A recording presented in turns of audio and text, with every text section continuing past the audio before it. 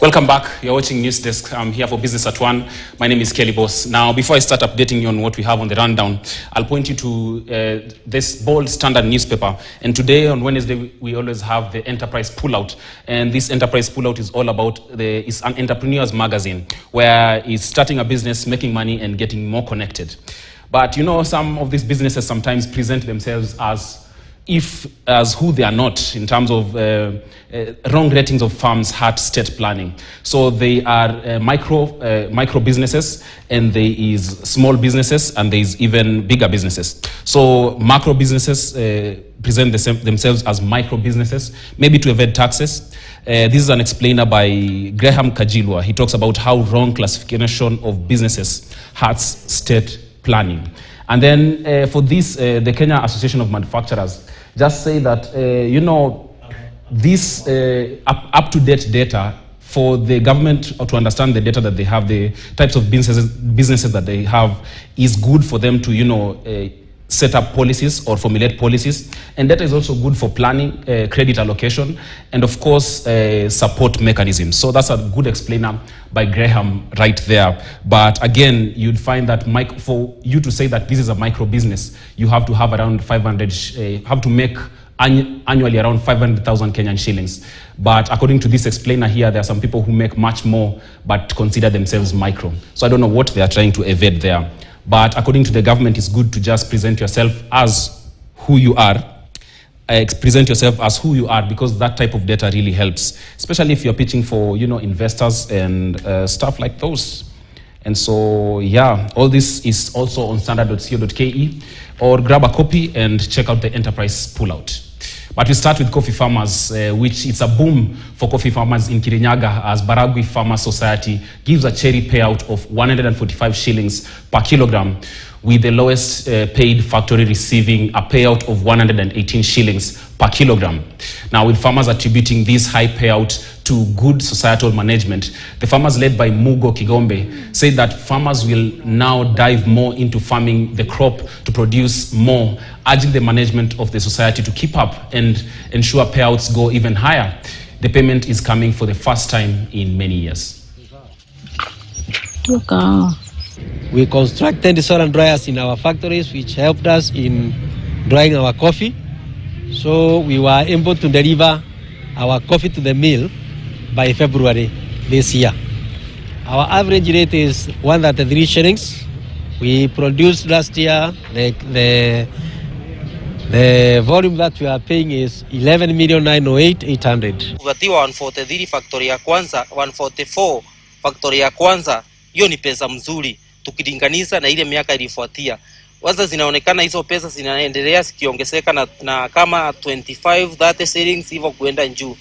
Sasa ile tungetaka kuuliza serikali ni hizi input tunaweka kwa kahawa kama fertilizer, watupatie fertilizer ile subsidy. Sisi kama wakulima wa kahawa tulikuwa na agreement na serikali ya Kenya Kwanza.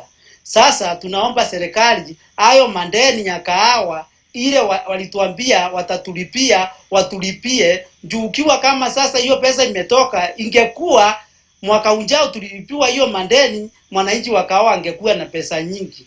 Ile serikali ilisaidia kidogo, kuna fertilizer ilileta ya subsidy. Na saa hii hiyo fertilizer haijafika, tunangojea hadi saa hii. Now, moving on now to technology, and particularly artificial intelligence, where API Insurance says that digitization, including the use of artificial intelligence, is key to increase uptake of insurance products and customizing these products. Speaking during the Bank Assurance exclusive masterclass held in Nairobi, API Insurance CEO Deepanka Acharya noted digitization is becoming a vital tool in delivering smarter, more responsive financial protection to customers. Data and digitalization play a huge role in bank assurance. As you know, presently we are in the age of digital revolution. So here, first and foremost, this will definitely bring about a service-oriented satisfaction to the customer, where services will be offered faster. Customer will be reached faster by insurance companies and banks. And this is how digitalization will help. And for this to happen, it is also necessary that there is integration with the bank and the insurance company. AI and digital transformation is actually making insurance smarter and faster. Because of that, you can then be able to pay claims faster, and you can be able to provide personalized insurance to clients. So if we look at Africa, a lot of our populations are underserved populations, and those are the populations then that will be targeted by micro. We do not have a very big middle class, though it's growing, but the majority of our population is in micro. For us to reach those populations, we need to do a lot more digitalization, and then we do a lot more partnerships with either banks, telcos, and other cooperatives. Still with innovation, on April 4th, 10 of East Africa's most promising early-stage startups took center stage at the Next Stage, a high-profile pitch competition held in Nairobi. As the competition's top prize, Digitax received a $10,000 cash prize to support its growth in AWS credits and access an exclusive mentorship program. Thuku Wathuki, co-founder of Digitax, noted that this will enable solve industry challenges across the contest and boost the future of innovation. What this means for us is basically validation from the ecosystem in terms of the value we're bringing to the market, and we couldn't be happier to celebrate this through securing the win at this event. For us was that we built a very good product, and we've had good validation from both small customers and large customers. So I think that traction, being the market leader in the insurance industry, having large companies across other industries, and also being able to support customer complaints and adapt to their needs has helped us actually sell our story. So it's very natural. So it came from the product itself to the business model selling itself. The idea is you just have to be at the idea stage of building a company and have an initial product, but you need a bit of a boost to go to the next stage. So that was the idea, and it was co-produced with our friends Kit Solano, which is a technology provider with AWS, and we realized that there was this gap and we wanted to help startups get from there till the next stage. Now, farmers in Korompoi area, Kajiado County, are counting losses of hundreds of sheep feared to have suffered from an unknown disease. The over 3,000 sheep were moved from a single residential land 2 weeks ago by a foreign investor who had rented the piece of land. Residents of Korompoi community say their laws have ruled out livestock farming within the area.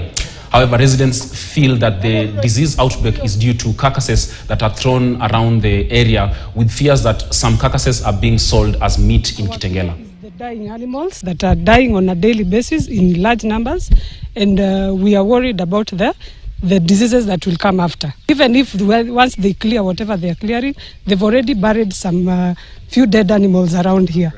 So in hundreds. Tumepata mifugo wako wengi, maelfu ya mifugo. We are told above 3,000 ambao waliletwa kwa estate, wakawekwa kwa shamba ambayo ni karibu kadiri 3/4 of an acre.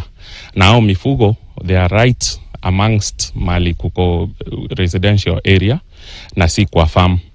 So malalamishi ya majirani imekuwa kwamba on the one hand kuna wageni wengi wamejaa kwa estate ambao wako unaccounted for, ambao wakati huu wanafunzi wamefunga mashule, wako nyumbani, wanastahili kuwa na mali wanatoka wanaenda.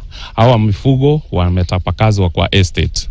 Kisha tumepatiwa barua ina officials wa serikali ambayo ni quarantine notice, ambayo inasema mifugo wanastahili wafungiwe mahali na wasitoke, kwamba wanastahili kuangaliliwa kama wana magonjwa, na wanastahili kuwa mahali wanapewa lishe na kutibiwa. Now, young people involved in importing counterfeit goods have been warned against using illegal routes and instead use the legal ways of importing products into the country. Speaking in Alogot area during the swearing-in ceremony of the Deputy Chief of the County, Deputy Commissioner of Teso, Busia County, John Kichweni, noted that due to illegal activities, the county has lost taxes, leading to slowdown of the economy within the area. Nyorosha mkono kabisa.